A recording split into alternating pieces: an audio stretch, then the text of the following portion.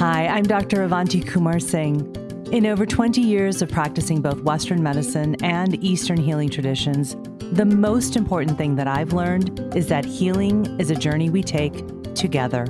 So on this podcast, I'll be demystifying Ayurveda and other integrated medicine, showing how these simple, ancient practices are the keys to unlocking a healthy modern life.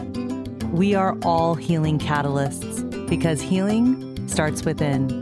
It starts with you. And it starts right now. This is a Soulfire production. Episode number 114. How's the new year coming along for all of you? For me, 2024 has gotten off to a wonderful, beautiful start. After all, it is my year of yes. Hello, my beautiful friends. Welcome back to the Healing Catalyst podcast. I'm so glad to be back with you. Today, I'm coming to you from India, where I've been for the past 2.5 weeks to visit family in Mumbai, attend a family wedding in Delhi, and travel to Kerala, the birthplace of Ayurveda. And so, although I've been a little quiet on social media, it's been for good reason, as I'm really consciously trying to stay present to my life, to the people I'm with, and to the experiences I'm having here in India.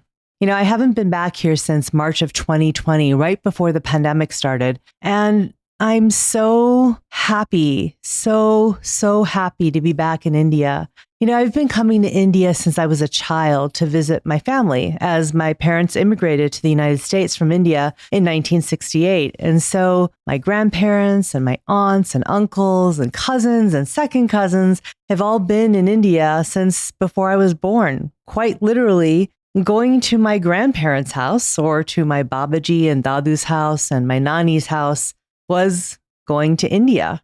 And so India really holds a special place in my heart. I have so many memories of family, of fun, of food while growing up, and they're all tied to India.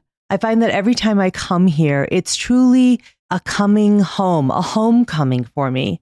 There's something so nostalgic for me. And this trip has been even more special as I think I'm really present to everything in a way that I haven't ever been before. I'm finding that I'm noticing everything and that everything triggers memories. The smell of my favorite foods and dishes brings up memories of my Nani cooking in the kitchen. The sounds of Hindi being spoken all around me brings up memories of going to the markets to buy chocolates with my cousins. And the sight of cars and three-wheeler tuk-tuks and bicycles and people all moving in what can only be described as controlled chaos reminds me of the magic that is India. And as I mentioned, I've been visiting family and also saw so many family members at the wedding last week, many of whom I haven't seen in 15 or more years. And many of my elders are now truly elders in their 70s and their 80s.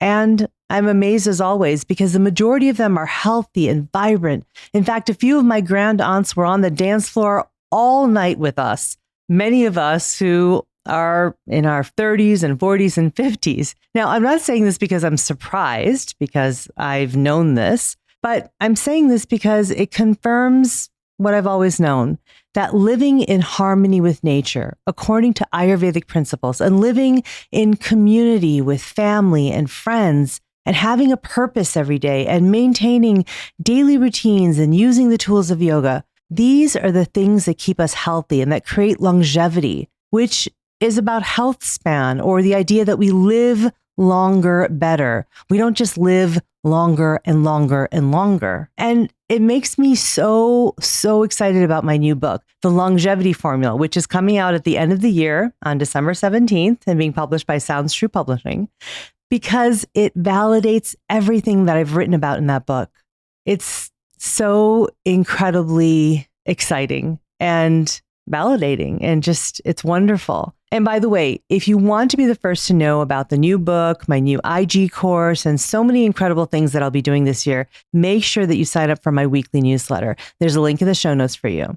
And so on the topic of longevity and wellness, today's episode is the first of a two-part episode in which I dive into the key wellness trends coming in 2024. Today, I'm joined by Faye McCray, Vice President and Head of Content at Well and Good, to discuss 4 of the 8 wellness trends for the upcoming year. In our conversation, we explore the integration of wellness amenities in real estate, reflecting a growing consumer demand for wellness-oriented living spaces. We also explore the role of AI, in personalizing fitness routines, emphasizing the importance of balancing technology with your personal intuition and professional health advice. And finally, we talk about the emergence of hair longevity products focused on maintaining hair health as one ages, and the trend of functional comfort foods to make healthy eating more accessible and enjoyable.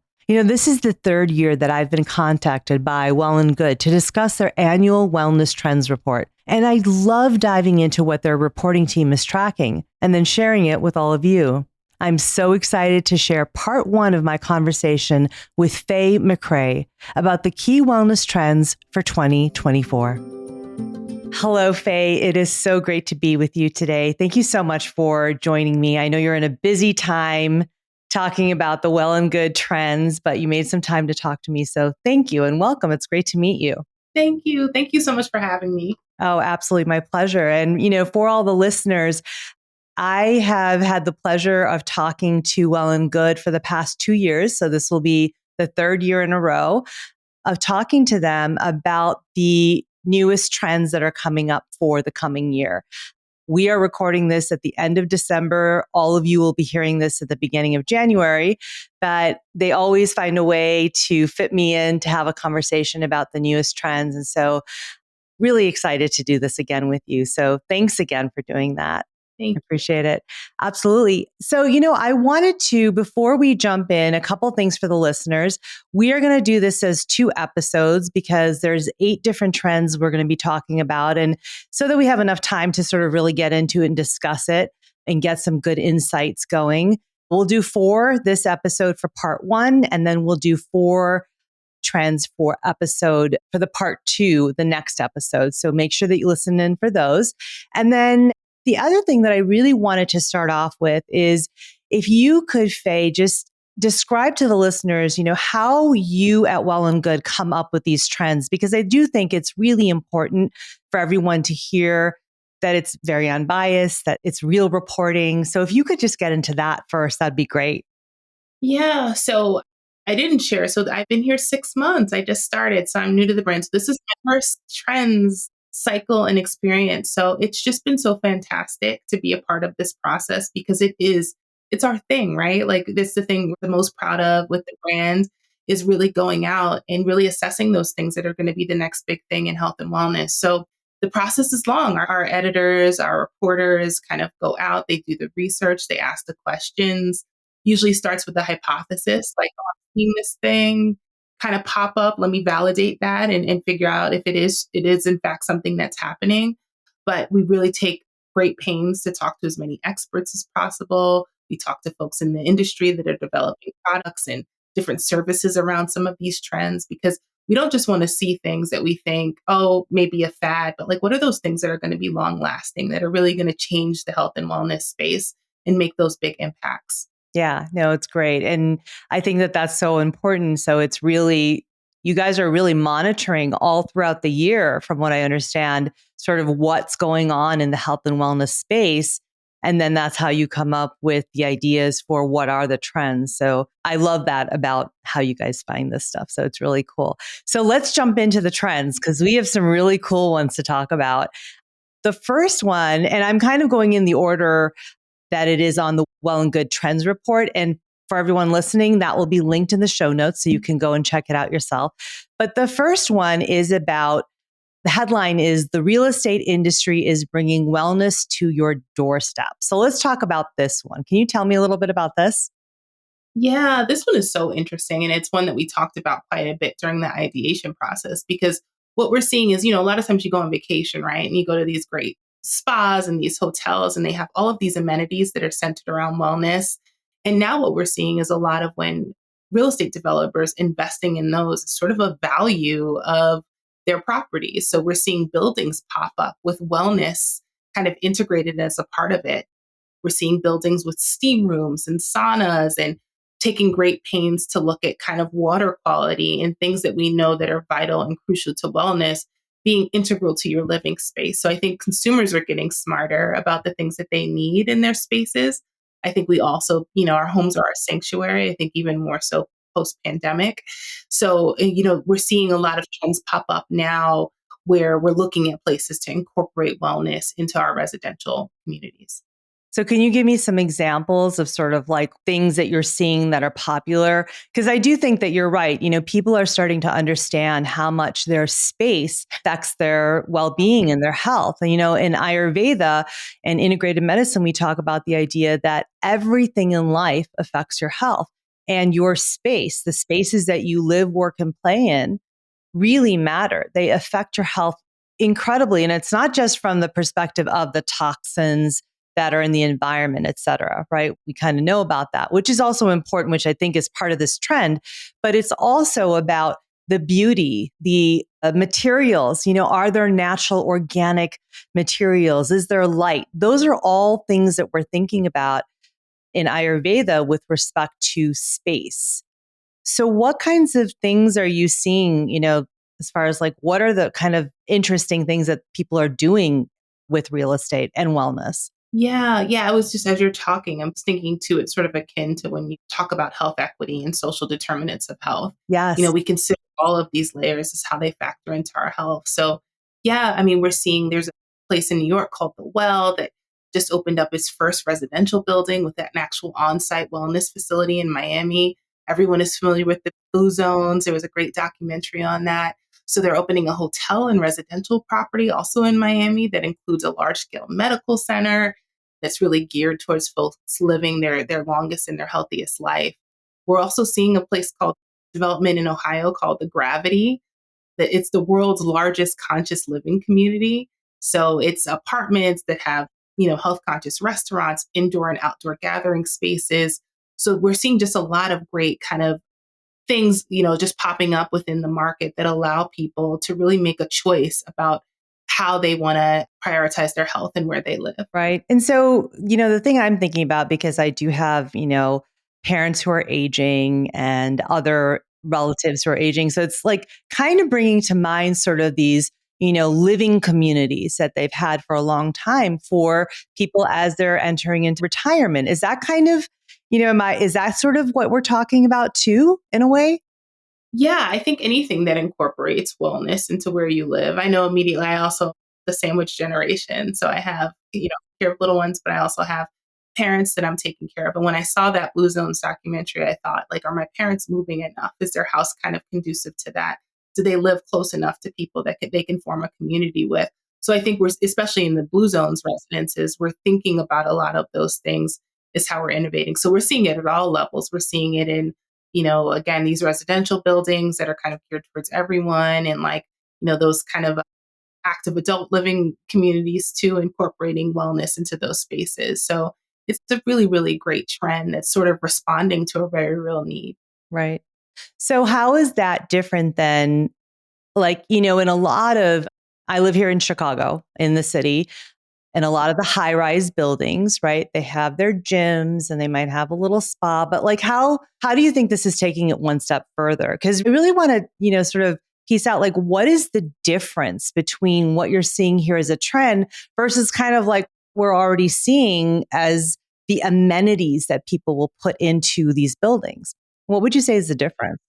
Yeah, I would say that's such a great question. I think it's just the rise of it, like becoming more commonplace and it happening, and also the consumer demand for it, right? I think folks want to know now what they're getting into in their living spaces and what's going to be available to them. So I think those are the factors that sort of differentiate it than like maybe the one-offs or things you see here and there, and more of like, oh, this is happening, this this is happening at a larger scale. Yeah. Yeah. And so the blue zones communities are really interesting to me. I just finished my second book. I handed in a manuscript a few weeks ago, and it's on longevity specifically from an Ayurvedic perspective. And so I'm like deep in this world. Do you know anything else about the blue zones communities? And, again, how that feels like it's kind of in between the residential with lots of amenities for wellness. And then on the other side, sort of these active living communities. Is that kind of like in the middle? What would the difference be? Yeah, I think what I love about this one is there's an actual medical center, that's a part of these facilities. So as opposed to when we're just thinking of one-off amenities like a cold plunge pool or, kind of things that are nice to have. So now we're looking at things that are like, oh no, this is going to be a place that's going to make your wellness and your health accessible and prioritized by you because it's going to be where you live. Yeah, I think that's great. Yeah, a lot of what's coming up for me is also, with longevity, the blue zones, this idea of living in community. I think one of the things that we suffer from in the United States, specifically in the West, especially in the United States, is this sort of, we don't gather as much. We don't know our neighbors as much, right? We're sort of separate. Even if we're living in a condo building right next door to someone, oftentimes we don't know them. And I feel like something like this is actually trying to encourage more of that community, getting to know your neighbors because you might be involved in a garden or going to the medical center or going to a class or, wellness class, whatever it is. It feels sort of, in a way, a modern take on creating community and community spaces for people to gather. That's what it's Yeah. bringing up for me. Yeah, yeah, and it's so funny. So many of these trends, I think you see a thread of a little bit of a back to basics, like we've gotten away of a lot of the things that are really core to who we are as humans. I know when I was growing up, I grew up in New York, and I grew up in Queens, and my family was all within like a 5, 6 block radius of one another. When I was little, it like just drove me crazy. Always someone at our house. There's always someone eating dinner, Yeah. eating my food. They're taking my, Yeah. best piece of chicken, Yeah. And then when I got older, I was like, I miss that. I miss that sense of community of having family around, and now we're seeing, oh, there's a correlation between that and how we age and our health and our wellness. And those things are vital. So I think what you'll see, and not to segue into another trend, but like you think about things like the postpartum kind of wellness trend, like a lot of these trends are incorporating as some of we need that support that we've needed. Right. The community. I think that's great. That's a really interesting trend. And I think it's, again, some people would say that's just, capitalism and they're like sort of capitalizing on the consumer. I get Right. that. It's like a fine line, but I do think that, we're creating this awareness that, living in community, living with spaces that encourage this kind of health and wellness is really important to our health. And our living spaces are a great place to start. I think it's a really important concept. Okay, so let's move on to the next one, which is this one is an interesting one. Brings up a lot of questions for me when I was preparing for this. Artificial intelligence in personalized fitness gets smarter for real. So let's talk about this one. AI, it's one of those things, especially in the editorial space. Like the minute you say it, you can feel like the goosebumps, like it's coming for us. Like what is happening here? And this one was an interesting one for me too, because when I first heard it, I'm like, what's AI doing now? Yeah. But I think in this, we're talking about personalized fitness, as you said, but we're really talking about really just personalizing our routines. Like one thing that I love about this one is there's AI fitness coaches, right? And I know at various points in my life, I've worked with a coach just to maybe combat some health things and just wanted to make sure that I was okay. And it could be upwards of what, like $200, sometimes even more a month, to have a personal training service. And now we're looking at these personalized kind of AI fitness coaches, and it's like $100 a year, So it's improving accessibility for things that used to be cost prohibitive. We're also seeing it incorporate biometric data into fitness routines. So we're seeing apps that are working with things like 20 Predictive Fit, for instance, working with 23andMe to incorporate DNA and ancestry data into training plans. So we're seeing ways that tech is just getting smarter. So we had our wearables, things that we were kind of have all grown accustomed to. But now we're seeing things layered in there to, again, enhance that personalization in our fitness routines. And so let me understand this. So, like, let's say we're talking about like one of those smart rings or smart watch. I'm not going to name the companies, right? Because I don't have an affiliation with them, but unless you want to talk about some of them. But like, so you have those fitness wearable devices. So how is it going one step beyond just those fitness wearable devices? Like how is AI incorporated into that?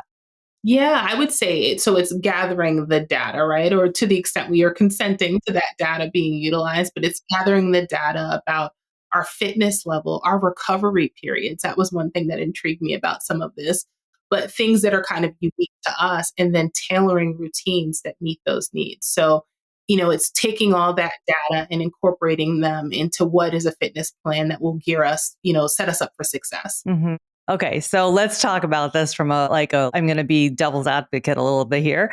Okay. There are a lot of privacy issues here. I know people are consenting, but like, at what point is there like a fine line between, your data being shared for your health and wellness, but then like you've got this AI piece that now, how I'm sure this must have come up in your discussion. So let's talk about that. Yeah, yeah. I mean, it absolutely did. And, I think what we're seeing in this landscape is it gets what you consent to and what you're comfortable with. And I would probably urge anyone that's, considering engaging in all of this, read the fine print, read how that data is going to be utilized. I think it's one of those things where you weigh the costs and the benefits.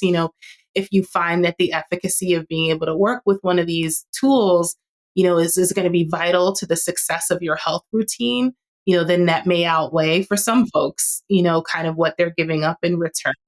But I would for sure make sure that you're reading that fine print. Right. And so, like, how specific are some of these AI tools getting? I mean, because it's one thing to take your data and spit out a routine that might be a little personalized, but kind of generic in a way. I just, one of the things that worries me is that we're taking out the human piece, the art of health and wellness, the art of medicine, the art of that personal touch, that one-to-one connection between a health provider, a fitness coach, health coach, whoever it is, and the patient or the client, right? It's, I'm trying to wrap my brain around it because I know this is the direction we're going in, but it's also really hard. So I'm like, how do we kind of think about that? What would you say about that? Yeah, I mean, I would say nothing replaces your Yeah, doctor of and your course. professional that you work with. I know I think we talked a little bit about aging parents. My father had a pacemaker replaced about a year or so ago, and he's a lifelong runner, kind of former fitness guy. This is such a hard transition for him into this space. So he got an Apple Watch, sort of checking it obsessively, like, what's my Right. heart rate now? What's my heart rate now? And, looking to the Apple Watch to sort of tell him how he was doing health wise. And it was like, you have to take a beat, like trust your doctors, make sure you're communicating. Your pacemaker is also monitoring, right? So it's communicating with your doctor. So I think it's important when you're thinking about utilizing any tools to make sure that you're seeing them as like a supplement or an additive, this extra benefit, but it's not replacing the advice of your trusted professionals. Yeah. And Yeah. I think you bring up a really good point because this actually comes back to something. I think this is one of the reasons I'm uncomfortable with it is because the whole basis of my work is to help people tune into their intuition and to help their bodies heal, right? To listen to what's coming from within. And your example of your father, thank you for sharing that, of obsessively looking at a watch, sort of as like, am I okay? Am I okay? Am I okay? Right? There's this fine line because it can become something which then replaces you tuning into how are you feeling, right? So I feel like it's this really delicate balance of using this technology as a tool to help you, but it can't replace, a professional, a health professional, coach, fitness instructor, whoever it is. And it can't replace your own intuition and you tuning into how am I feeling rather than always looking to a device, an outside source to tell you how you're feeling. Yeah. And feeling a little bit of panic too. It's important. And I love that. I think really seeing the utility of these things and using it and not necessarily letting it use you, that it's a tool for you. Yeah, I think that that's really important. So I think, these are all things that are coming and a lot of the listeners probably use these wearable devices, whether it's their watch or their phone, like the rings that are out there, whatever it is, there's so many wearable devices that people are using. I do think it's really important to reflect on how are you using it and how much are you using it? Is it replacing, human connection for you? Because that can become a, dangerous thing too. And are you obsessing about it? Because it can become almost like I've actually seen this in a few people that I know, friends, family who have used these wearable devices, where it's almost similar to the effects of looking at social media, right? Of constantly checking the phone, constantly checking, a device to see how they're doing. And so I think it's, again, something to really reflect on as a consumer of these products of how are you intending to use it and how are you going to sort of monitor that, right? So I Yeah, and I think, think too, when we talk about like, this personalized fitness space and AI, I mean, they're only going to have the data that you give them to, or that you allow them to have. So as they tailor these custom kind of routines and things for you, they may not be getting the complete picture too, which is why it's always, again, it's like you said, to not only check in with yourself, but, also check in with your professionals just to make sure that it really does suit and meet your needs. yeah, I think that's great. Yeah, that's an interesting one. I'm really interested to see where this goes as I've been playing a little bit with, AI, just seeing like what it is to understand it. I'll be really interested to see sort of what direction this goes in. Okay, so let's go to the next one, which I know this is a really interesting one. And the headline is hair longevity products go to great lengths to keep hair healthy as you age. So let's talk about this one. Yeah. Yeah, this was such an interesting one for us too, because I think when we talked about it, we definitely didn't want to lean into any anti-aging conversation. I know, I adored and loved this older actress that I used to watch all the time that had these beautiful salt and pepper locks. And like when I was a kid, I just couldn't wait to have salt and pepper in my locks. And I still feel the same way. Every time I see a gray pop up, it's so beautiful to me. So I think when we look at hair longevity, we're just talking about really the health of your hair, right? To really increase awareness about things that, like dryness and frizzing and thinning, like those sort of signs that maybe your hair isn't doing as well. So now we're seeing a lot of products pop up that are clarifying and detoxifying with great ingredients to sort of remove, some of the things that contribute to our hair longevity. Okay. And so how is this different than, I mean, the hair care that's out there, right? Because a lot of these hair care companies will say that they have things that are good for your scalp. So like, let's tease out like, what's the difference here? Yeah, those are all great questions. I think, we think about, I know you said you were in Chicago. I don't know if you faced this, maybe you did, as the Canadian fires and the air that it brought in to the environment. Now we have all these environmental factors that play a role that are not just on our skin and on our hair. They're just kind of, we're not just breathing them in, right? They're also sitting on the parts of our body that are exposed to the air. So we're seeing things like shower heads, right? That remove hard water and things that kind of allow us to, just further nurture our hair in a way that we maybe weren't thinking about before now that a lot of things have changed.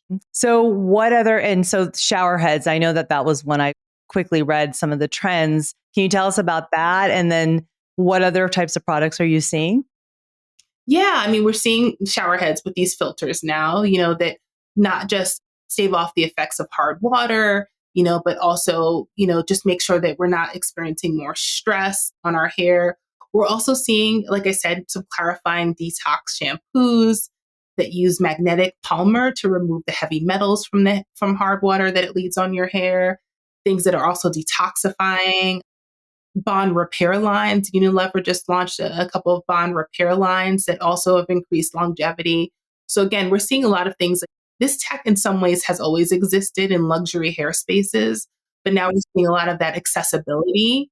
Now we're seeing it on our drugstore shelves, or we're seeing it in places that we didn't see before. Right. Okay. Yeah. I think it was really interesting, a point that you made, which is it's not about the graying, it's about the actual health of your scalp and your hair.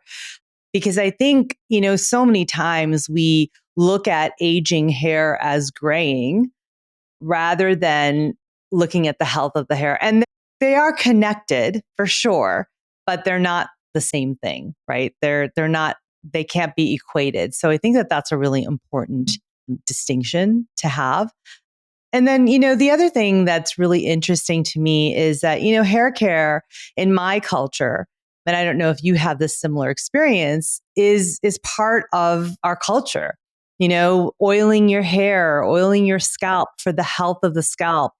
In Ayurveda and South Asian culture, the skin is one of the organs that helps with detoxification, is how we've always looked at it, which is, that's true in biology. It is the largest organ we have. It helps with detoxification of the skin. It's the barrier to keep the bad stuff out, keep the good stuff in. And so hair health, scalp health has always been a big focus in our culture. And so this is sort of like, again, as we were saying, we're kind of going back to basics in a lot of these trends of saying, oh yeah, we need to look at that scalp health and how that connects to our overall health. So I don't know what your experience has been with that. Yeah, absolutely. I mean, one of the interesting things when we were researching this trend is that we're also seeing, so with, obviously Black women, sometimes we utilize protective styling with extensions for braids. And we're seeing even nutrients infused into extensions, like for folks to use. And I was like, when I was in my 20s, I would have loved this tool. I wasn't thinking about it. You weren't thinking about a lot of, but yeah, the oiling, the moisturizing, also crucial and such an important part of hair care routines. And now we're just seeing a lot of, the mainstream products and services really catch up with the importance of these routines, especially in light of all the changes that we're seeing within the environment. Yeah. Yeah. I think this is a great one. It's really interesting. So I'll be interested to see what kinds of new products come out there. But I think, the idea that it's more people will have access to this. It's not just for certain people who can afford. It's sort of like bringing the prices down many lines, or it's not just the fancy, salon lines that have these products. It's sort of what you were saying. It's going to be in your drugstore on many of the brands that we know. So I think that's really important and good to know. Okay, so let's move to the fourth one that we were going to talk about, which is eating for wellness will be a lot simpler and more celebratory in 2024. So tell us about this one. Yeah, I think probably what we've seen a lot of, during the pandemic, post pandemic, is folks eating for comfort. We've seen a lot of bread baking. Yeah. Yeah. And a lot of ways that people leaning into comfort food. So when we look at this trend, we're thinking functional comfort foods. So really not only leaning into this, kind of need and nostalgia for the type of foods that made us really feel good, but also layering in how can we make sure we're transparent about the ingredients on this food? How can we incorporate what we know is important to the health of what we put into our bodies into these things? So we're seeing things like breakfast foods that are, incorporating plant-based proteins and less added sugar and fewer ingredients, but also making sure that they're transparent right up front on the label about what's in those foods. Okay. So can you give me some example of what you guys mean by these comfort foods? Like what products are we seeing? Yeah, well, Purely Elizabeth, they're going beyond just a no frills granola. They're looking into oatmeal and cereal and value sized packaging options. One thing that I also love about what Purely Elizabeth is doing is they're leaning into cookie like granola. So, they know we love our cookies, but now they're layering in, the importance of oats and what they're creating. Also, I think, so many of us have the nostalgia for that crunch, of a good potato chip. We see things like Dr. Prager's now with crunchy cauliflower and sweet potato veggie burgers, really just, delivering on those things that bring us comfort, but again, layering in that health benefit. Good Culture, has a fantastic cottage cheese. Yeah, I've seen And that again, one. being super upfront about the ingredients and what's in it. Okay. So it's really just taking these nostalgic comfort foods and sort of making them better for us, really, is what you guys are saying. You're saying, Like right? joyful nutrition, I think is how we're seeing Joyful it. nutrition. So again, like, how is this different than, sort of, I'm just pushing you on this, a little bit, but, how is this different than what we've kind of seen with, like the healthier options of foods, right? Is it just, you know, an extension, or what would you say?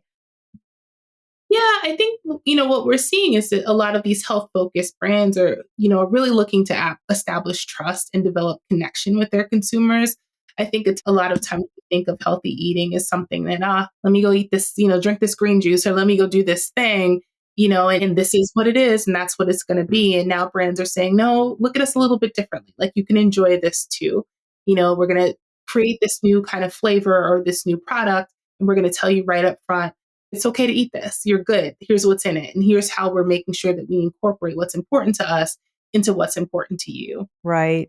Right. So what I'm thinking about as you're saying that this is that it's really interesting because first, some of these really large brands that were very established, they just made the products. And then we had all these sort of healthier brands that came along and made very niche products, right?